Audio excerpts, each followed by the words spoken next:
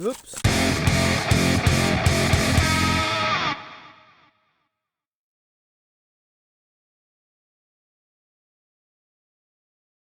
Hi, and welcome back to Hilltop RC Crawlers. I have my Redcat Everest 10. As you can see, I've done some mods to it, like different tires and wheels. I've installed shorter shocks and different springs to lower the CG. I even put a stronger steering servo, but there's still something missing. It just doesn't seem to climb some obstacles like I want it. So what else can I do? Well, I could put overdrive gears or underdrive gears in the rear axle. But Redcat doesn't offer any overdrive gears for the Everest 10, you say. Not to worry. In this episode, I'm going to install Axial Underdrive gears into the rear axle of my Everest 10 and then take it for a run on the rocks. Stay tuned. Okay, this is the axle I'm going to use. It's a spare axle I picked up off of eBay.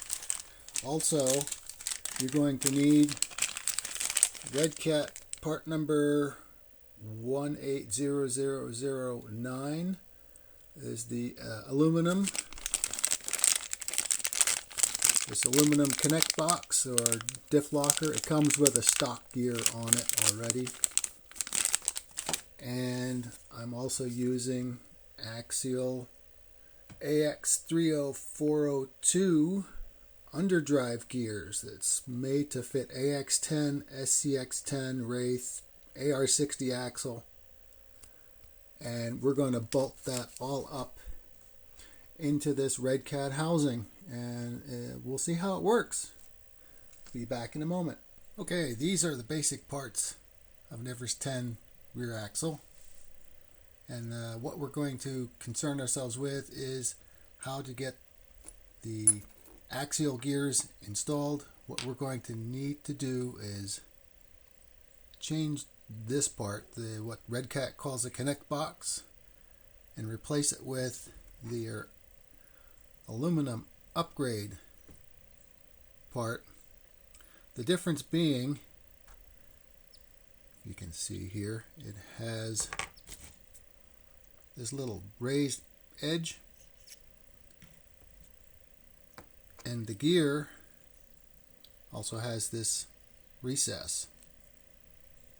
So the gear actually locks in on that.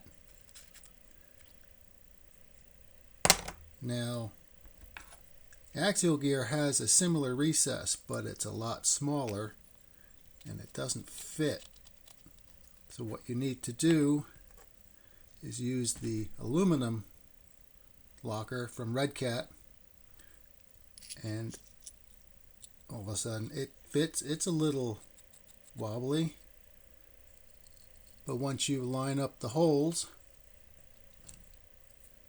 all the bolts go in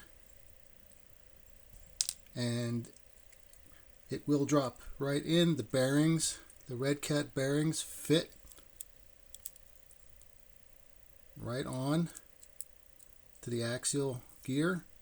This is a 4313 underdrive gear. Once you get it all bolted up, it all drops right in. You also have to replace the pinion and use the axial pinion. It too drops right in, fits the bearing. It's really nice and tight and spins very well. So what I'm going to do now is put all the screws in, put some Loctite in, and start to reassemble it. Alright, we have the gear installed. Everything's Loctited, and the grease is greased the gears, and I oiled the bearings. One thing to make note, this drive shaft is shorter than this, and it's impossible to put together wrong. It won't go together. The bearings fit into a little cup area. but as you can see, it's all in, it all fits, and it spins freely. It works out really nice. So that's how you put axial gears in a Redcat rear axle. Now, just to make sure, we'll go and put this back together, because a lot of times guys put this stuff together and then when they tighten up the rear differential cover, nothing turns. But I'm going to quick put this together and show that even so it's all tight, everything still turns freely. So basically, if you have an Everest 10 or a Gen 7, uses the same axle. Any of the Gen 1 SCX10 ring and pinions should fit. This is an actual axial part. Get this in here. And it's actually kind of nice to be able to get that. Gives you a little bit more room to do stuff.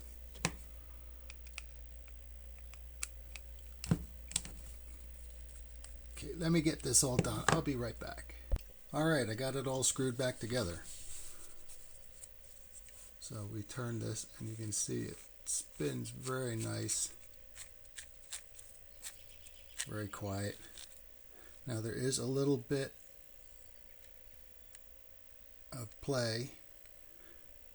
I don't know if you really need to shim it, but once you put the drive shaft on, if you need to keep the pinion from moving in, you could probably put a small washer here to keep it tight. But this is really smooth. And there you go. A Redcat underdrive geared with an axial ring and pinion. Okay, really quick, I just want to show you the overdrive effect with the wheels turning. And if you watch the marks on the tape, you'll see that the rear axle is turning slower than the front axle. And we'll see if I can get it. Come back.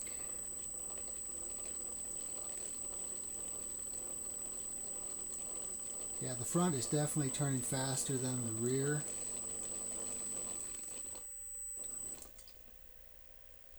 And it looks to be about 18%. That's just a guess. Just looking at the tape, it's not very scientific. Just thought, you see how this works, and now I'll put the body on it, and we'll take it outside for a little run on the rocks. Alrighty, we're outside now. I think we're going to do a turning test first, see how tight the turning can be. So we're going to turn the wheels full lock and accelerate.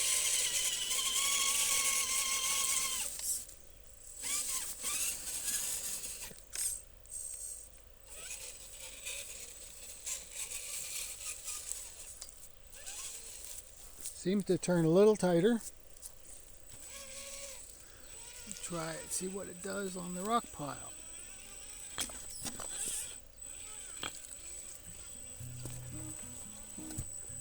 Now I did have an issue with it trying to push straight ahead before.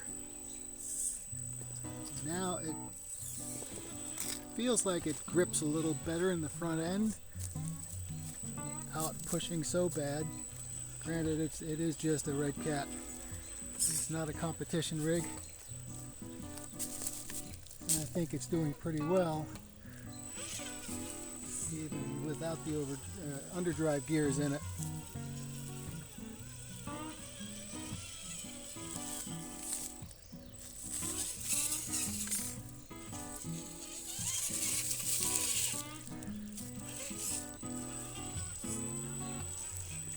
See if we can get this climb.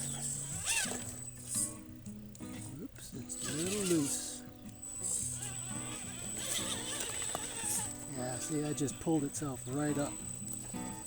Never used to do that before.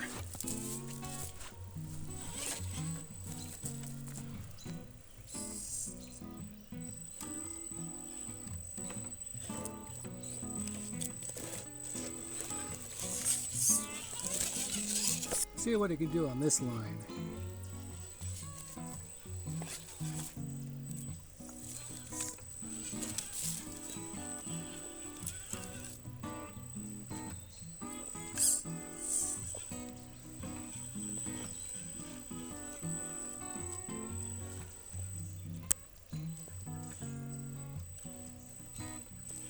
Yeah, the nose is pulling itself around. Seems to be working quite nicely.